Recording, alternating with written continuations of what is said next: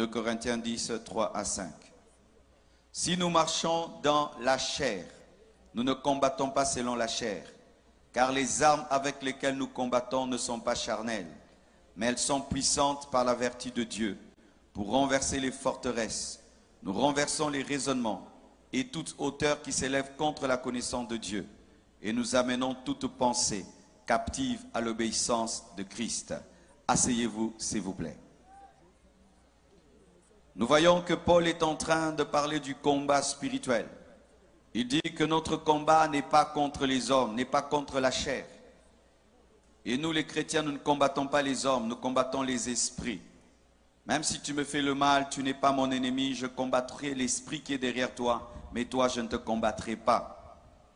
Et les armes que nous utilisons contre ces puissants de ténèbres ne sont pas des armes physiques, des kalachnikovs, ce ne sont pas des fusils, mais c'est la prière, des armes spirituelles, le bouclier de la foi, le casque du salut, l'épée de l'esprit, par la vertu de Dieu, pour renverser des forteresses qui sont des raisonnements, dites raisonnements.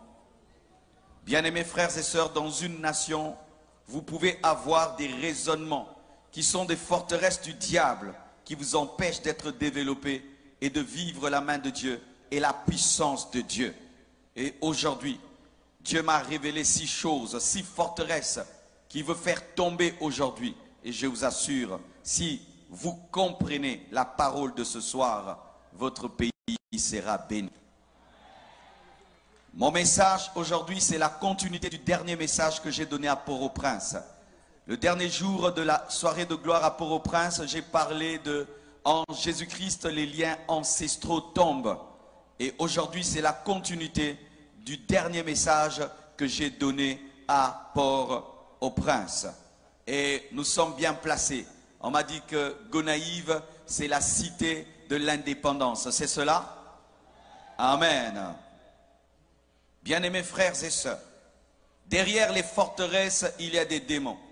Derrière les forteresses, il y a l'esprit de l'erreur. Derrière les faux raisonnements, il y a l'esprit des sectes.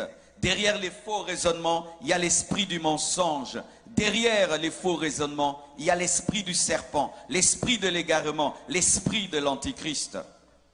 Nous voyons dans Genèse 3, versets 4 à 5, lorsque le serpent parlait à Ève, il lui a donné un faux raisonnement, afin de l'attraper, de l'assujettir. Alors le serpent dit à la femme, « Vous ne mourrez point, mais Dieu sait que le jour où vous en mangerez, vos yeux s'ouvriront et vous serez comme de Dieu, connaissant le bien et le mal. » Le diable a mis dans la femme une forteresse, que Dieu était contre l'homme, que Dieu était jaloux de l'homme. Et cette forteresse, ce faux raisonnement que le diable avait mis dans la tête de Ève, l'a amené à pécher et à connaître la déchéance. Et dans votre nation, il y a une première forteresse. On vous dit ceci. On vous dit que vous souffrez à cause du pacte que vos arrière-grands-parents ont fait avec le diable en buvant le sang d'un cochon. On vous dit ça, que les Haïtiens souffrent parce que vos grands-parents avaient bu le sang du cochon au bois du Caïman à cause de Dessalines. On vous dit que vous payez jusqu'aujourd'hui par des catastrophes naturelles, que les tremblements des terres que vous avez et la pauvreté que vous connaissez, c'est parce que vos ancêtres avaient bu le sang d'un cochon. D'autres disent, vos ancêtres avaient bu le sang d'un homme. Vous avez invoqué les démons du vaudou et Dieu, à cause de cela, vous fait payer cher jusqu'aujourd'hui en envoyant des catastrophes et en envoyant la pauvreté. Est-ce que c'est vrai? Regarde ton voisin, dis-lui, est-ce que c'est vrai? Nous allons réétudier ce qu'on vous dit. Ce qu'on dit partout, on dit ça des Haïtiens. Là-bas, ils souffrent pourquoi? Ils sont dans le vaudou. Là-bas, il y a des tremblements de terre parce qu'ils sont dans le vaudou. Là-bas, ils sont pauvres parce qu'ils sont dans le vaudou. Est-ce que c'est vrai? Est-ce que c'est vrai? Moi, je vous dis, c'est faux. Je vous dis, c'est faux et archi faux et je vais vous le démontrer. Mais le problème, j'ai dit forteresse, c'est dire quoi? Les forteresses, ce sont des choses qui ont duré pendant longtemps, qui sont installées et qui peuvent faire 300 ans, 500 ans, où vous réfléchissez toujours de la même manière alors que vous êtes dans l'erreur. Si vous ne savez pas, avant, mes frères, on disait que la terre était plate. Tout le monde disait que la terre était plate, parce que quand tu te promènes, la terre est plate. Mais un homme a dit non, la terre n'est pas plate, la terre est ronde. On l'a même tué à cause de cela. Mais aujourd'hui, nous lui donnons raison, la terre n'est pas plate, la terre est ronde. Alléluia. Suivez-moi bien. Amen. Mes frères, on vous dit que vous avez des catastrophes naturelles à cause du vaudou et parce que vos pères ont bu le sang d'un cochon. Mais non, vous avez des catastrophes naturelles à cause de votre situation géographique. Votre situation géographique, votre île, sa position et la plaque tectonique sur le plan scientifique, c'est ce qui crée des tremblements de terre. Parce qu'il n'y a pas que des tremblements de terre ici. Il y en a aussi chez vos voisins qui ne sont pas dans le vaudou. Les tsunamis ne viennent pas qu'ici, ils vont aussi ailleurs alors qu'eux ne sont pas dans le vaudou. Et s'il fallait qu'il y ait des tremblements de terre, il fallait qu'il y ait des tremblements de terre là d'où vient le vaudou au Bénin. Mais au Bénin, il n'y a pas de tremblements de terre.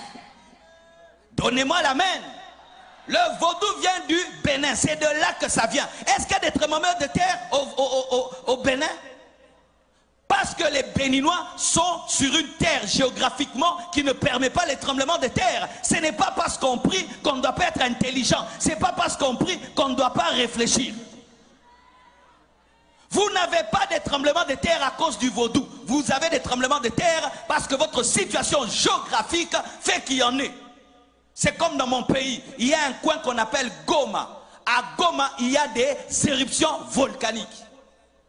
Il y a des éruptions, mais on ne dit pas c'est parce que là-bas on empoisonne les gens, c'est parce que là-bas ils font beaucoup la guerre, parce qu'il y a beaucoup de sang qui coule à Goma dans mon pays, mais nous ne disons pas qu'il y a le volcan parce que le sang coule. Non, c'est une position géographique qui fait cela. On n'attribue pas ça aux esprits, mais on cherche comment contrôler le volcan. Car si vous attribuez vos tremblements de terre aux démons, vous n'allez pas utiliser l'intelligence et faire des universités pour maîtriser le tremblement de terre. Donnez-moi l'amen. Lorsque tous vos problèmes sont sorcellériques, vous n'allez pas réfléchir. Les Japonais aussi ont des tremblements de terre. Et qu'est-ce qu'ils ont fait? Ils ont étudié comment fabriquer des gratte-ciel qui résistent aux tremblements de terre. Là-bas, ils prient le vaudou, ils ont aussi des tremblements de terre. Arrêtez de dire ça, parce que vous êtes en train de donner la puissance à Satan et vos enfants ne seront pas intelligents. Vos enfants ne vont pas aller étudier pour dire comment nous pouvons faire pour vaincre cette situation. Vous pouvez dire, il faut commencer à planter ceci, il faut construire les routes comme ceci, il faut construire les maisons comme cela, nous devons faire ceci, nous devons... Mais vous ne mettrez jamais l'intelligence. Pourquoi? Parce qu'on ne combat pas les démons avec l'intelligence.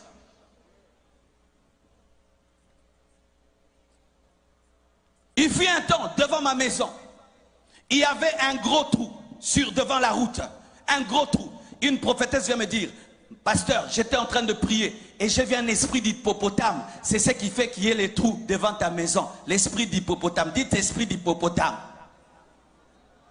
Pour elle, le trou devant la maison, c'était l'esprit d'hippopotame. Le trou sur la route, c'était l'esprit d'hippopotame. Quelque temps après, le gouvernement engage des Japonais ou des Chinois pour arranger la route et les Chinois passent par là, ils remblent le trou. L'esprit d'hippopotame était parti parce que ce n'était pas l'esprit d'hippopotame, c'était l'esprit de désordre. C'était l'esprit de désordre. Il fut un temps, un homme qui a la peste, on disait qu'il était maudit. Mais aujourd'hui, avec la technologie, on est en train de guérir la peste.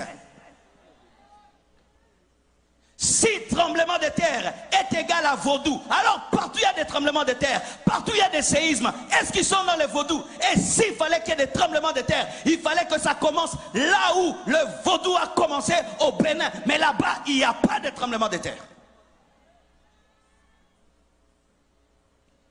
Vous êtes pauvres parce que le vaudou, vos parents ont bu le sang.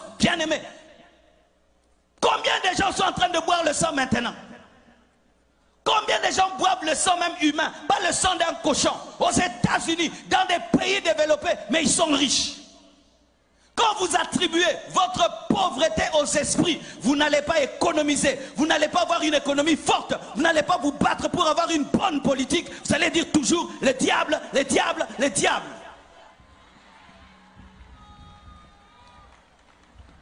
Ce n'est pas moi, c'est le diable. Ce n'est pas moi, c'est le vaudou. Arrêtez de mettre tout sur le dos du vaudou.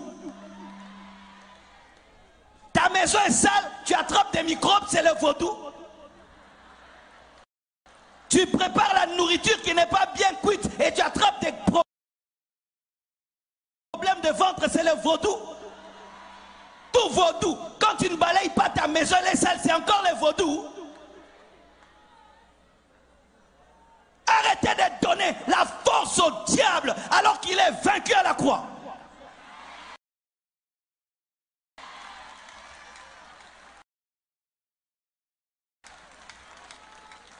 Donne-moi la main que je parle. Alléluia. Les païens et les ignorants peuvent dire cela. Parce qu'ils sont païens, ils peuvent dire des choses pareilles. Nous sommes maudits parce qu'il y a nos parents, on fait ceci, mais pas un chrétien. Parce qu'en Jésus, il n'y a pas de lien de famille. Je dis en Jésus, il n'y a pas de lien de famille.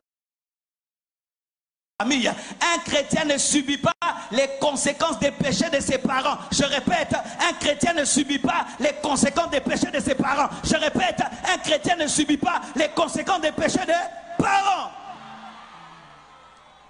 La Bible dit, on ne dira plus que les parents ont mangé les raisins verts et cela a agacé les dents des enfants. On ne dira pas, car chacun mourra pour son péché. La nouvelle alliance. Alors ne dis pas que tu es en train de souffrir aujourd'hui parce qu'il y a des années, il y a quelques personnes qui ont bu un sang. Non.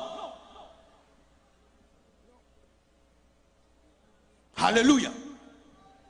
Et si même c'est le cas, nous voyons la présence de Joseph, un seul Joseph, dans la maison de Potiphar. Potiphar était un Égyptien, un occultiste, un magicien, qui avait fait des pactes avec le diable. Mais la présence de Joseph, qui avait l'alliance avec l'Éternel, a béni la maison de Potiphar. Et vous, vous avez l'alliance avec Jésus-Christ. Et votre présence chrétienne dans cette nation bénit cette nation. Cette nation n'est pas maudite, elle est bénie, elle est bénie, elle est bénie. Comment vous pouvez croire que quelques personnes qui pratiquent le vaudou, ça peut influencer tous ces chrétiens? Dites-moi alléluia. Donc vous tous ici, vous êtes incapables de bénir Gonaïf. Alors qu'un Joseph, un seul Joseph a béni l'Égypte. Mais vous êtes à combien de chrétiens? Combien d'églises? Combien de pasteurs? Et vous continuez à dire, ce pays, à cause du vaudou, c'est insulter Jésus, c'est insulter Dieu. C'est insulter Dieu, c'est insulter Dieu. Donc leur petit groupe de vaudous là influence tout ce pays qui a tous ces chrétiens. Quand je marche sur la route, église, église, église, boutique, église, boutique, église, église, boutique, boutique, église, et toutes ces églises ne peuvent pas dire que ce pays est béni. Non, et archi faux.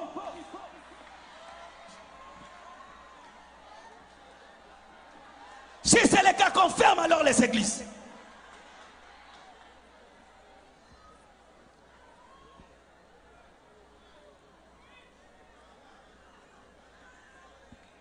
Donnez-moi la main.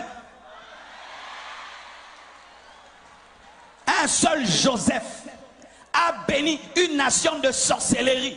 Un seul Joseph a béni toute une nation de sorcellerie. Mais 10 000 chrétiens, 1 million de chrétiens, vous dites non, c'est à cause du vaudou. Quelle confession d'impuissance!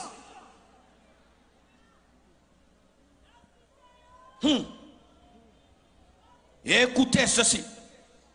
Les Américains, les Chinois, les Français, n'ont-ils pas fait pire que vous? Les Américains déclenchent des guerres dans des nations. Il y a des millions d'hommes qui meurent. Des Français déclenchent des guerres dans des nations, des millions de gens meurent, mais tu vas en France, tu vas aux États-Unis, les chrétiens vont bien, mais vous continuez à chanter le vaudou, mais là-bas, c'est le siège de la franc-maçonnerie. Là-bas, on dit que Dieu n'existe pas. Arrêtez de crier tout le temps vaudou. Mais c'est que vous ne savez pas. Est-ce que je peux vous parler? Ce n'est pas parce que nous sommes chrétiens que nous ne devons pas utiliser l'intelligence. En soi, ce qui vous arrive, voici ce qui vous arrive. Vos pères sont les Africains les plus courageux du monde. Ce sont les premiers Africains qui ont arraché d'eux-mêmes leur liberté. On ne leur a pas donné, ils ont arraché. Et l'homme dont vous parlez dans votre histoire, Toussaint Louverture, a tenu tête face à Napoléon Bonaparte, qui était un grand empereur. Il a même vaincu dans une bataille. Et c'était un mauvais signe pour le monde. Et ça allait se répercuter sur toute l'Afrique. L'homme noir allait dire qu'il peut. C'est pourquoi la communauté étrangère s'est liguée contre vous. C'est ça la vérité. Vous voyez que des démons. Ah, parce qu'on est chrétien, on ne peut pas parler comme ça, hein, que je dise démon, hein, alors que mon intelligence me dit que non, il y a un complot contre vous. Il y a un complot contre vous pour que vous ne soyez pas des modèles pour les Congolais, pour les Béninois, pour tous les autres Africains qui puissent dire nous pouvons s'y tenir tête et poursuivre notre destinée. C'est pourquoi on vous combat, on vous assiège pour vous appauvrir afin qu'on dise si tu te libères, tu seras comme eux. C'est ça la vérité. C'est ça la vérité. Vous êtes comme les Juifs qui avaient quitté l'Égypte. Et maintenant, Pharaon est en train de vous poursuivre pour vous ramener en Égypte. C'est ce qui vous arrive. On veut vous ramener économiquement et politiquement. Et maintenant, au lieu que vous puissiez vous unir, vous êtes en train de vous diviser. Et le peu que vous avez, vous êtes en train de le détruire. Lorsque j'ai suivi sur Internet, quand vous faites les marches, vous cassez les boutiques. Non! Si vous marchez, marchez seulement, ne cassez pas, ne pillez pas. Vous êtes en train de détruire le peu que vous avez. Vous détruisez le peu que vous avez. Je ne peux pas vous dire de ne pas revendiquer. Le pasteur ne peut pas dire ça. Et je ne peux pas vous dire marcher, non. Mais c'est que je peux vous dire, n'insultez pas et ne cassez pas. N'insultez pas et ne cassez pas. Mais sachez aussi, vous pouvez changer 10 000 présidents, mais si dans la tête vous ne changez pas, vous aurez les mêmes problèmes. Vous aurez les mêmes problèmes. Changer de président, ça ne fait rien. C'est vous qui devez changer. Vous avez déjà eu combien de présidents? Combien de coups d'État? Combien? Donnez-moi la main. Je ne suis ni pour les pouvoirs, ni pour l'opposition. Même dans mon pays, je parle comme ça. Je suis au milieu du village. Je parle au peuple et je parle aux dirigeants. Et je suis au milieu.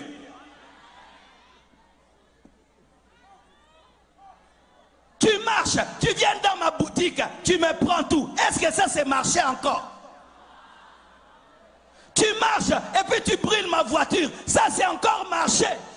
Qu'est-ce que moi je t'ai fait? Qu'est-ce que ma voiture t'a fait? Qu'est-ce que ma boutique t'a fait? Ne commettez pas l'erreur que nous on a commis au Congo. Vous savez ce que nous on a fait au Congo? On a marché comme ça et puis on a pillé. On a pillé les plus grandes entreprises. On a pillé la zone industrielle. Et notre économie a reculé fois 100. Et la zone industrielle aujourd'hui est devenue une zone résidentielle. Qui ont détruit nous-mêmes? Et quelle force? On pouvait voir un Congolais qui transporte lui-même un congélateur. Cette force-là que tu as pour piller, tu ne peux pas l'utiliser pour travailler. La force que tu as là pour transporter des congélateurs, tu ne peux pas l'utiliser pour travailler et développer ton pays.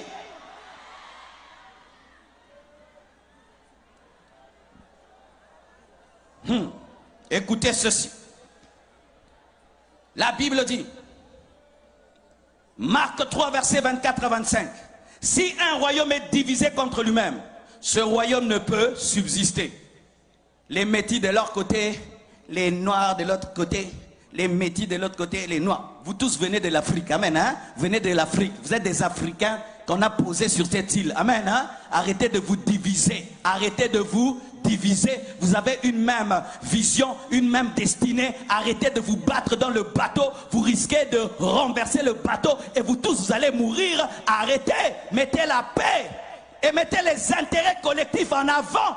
Cessez de mettre les intérêts personnels en avant.